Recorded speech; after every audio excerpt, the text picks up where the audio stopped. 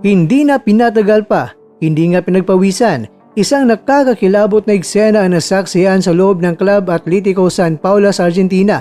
3 segundo pa lang sa round 1, tumama na ang hampas ni Judas Barabas Hestas na left hook ni Mil Silent Assassin Pardo. Ang hometown favorite na si Tobias Reyes na dati ay walang talo at tinitingala ng kanyang mga kababayan ay biglang naging mistulang tuod na bumagsak sa lona. Isang hambalos lang, wasak ang plano ng taga-Argentina. Nagulat ang buong arena, napatahimik ang mga Argentinian dahil sa bilis ng pangyayari. Matapang na sinubukan ni Tobias Reyes na labanan ng hilo sa harap ng kanyang mga taga-suporta. Pilit siyang tumayo para ipakita na kaya pa niya, ngunit tila nagkamali siya ng kalkulasyon. Ang bawat pagtayo niya ay sinasalubong ng mas matitinding dagok mula sa kamao ng Pinoy. Hindi binigyan ni Pardo ng pagkakataon na makarecover ang kalaban. Sa bawat pagtayo, isang mas mabilis at mas masakit na kombinasyon ang sumasalubong kay Reyes. Dito na nagmistulang nanginginig ang tuhod ng pambato ng Argentina. Ito ay hindi lang basta knockout, ito ay demolisyon. Sa loob pa rin ng unang round, hindi lang 2, hindi lang 3, kundi 4 na beses pinadapa ni Pardo itong si Reyes. Parang nagmamadaling umuwi ang ating pambato dahil hindi na niya pinabot pa ng 3 minuto. Sa pang-4 na pagkakataon, hindi na nakayanan ng katawan ni Reyes ang bagsik ni Pardo. Doon na natapos ang pangarap ng Argentinian sa harap ng kanyang hometown crowd. May delaying tactics pa nga ang ginawa ng referee. At hindi lang yan dahil tinapay lang ang pagkain ni Pardo sa recovery. Tinapay kinain pero ayan, kalaban, lupay-pay. Tulog ang kalaban, wasak ang malinis na record ni Tobias Reyes sa loob lamang ng isang round.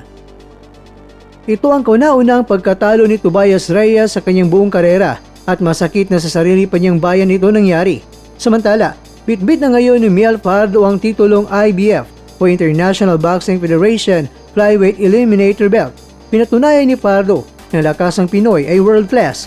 Mula sa Pilipinas hanggang Argentina, niyanig niya ang boxing world.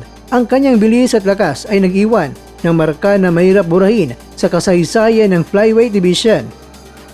Mga kakwento sa ngayon, ang daan ay malinaw na para kay Mel Pardo. Siya ang opisyal na mandatory challenger para sa IBF World Flyweight title na kasalukuyang hawak ng Japanese knockout artist na si Masamichi Yabuki.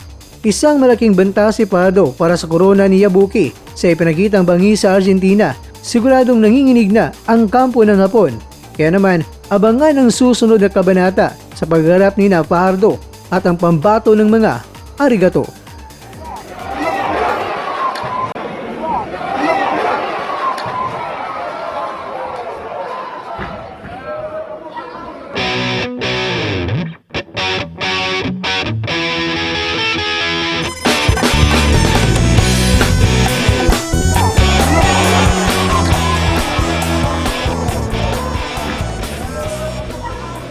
Sa bawat suntok, may pangarap. Sa bawat... Mga kakwento, hanggang dito na lang muna ang ating kwentuhan. Huwag kalimutan na mag-like, share at subscribe.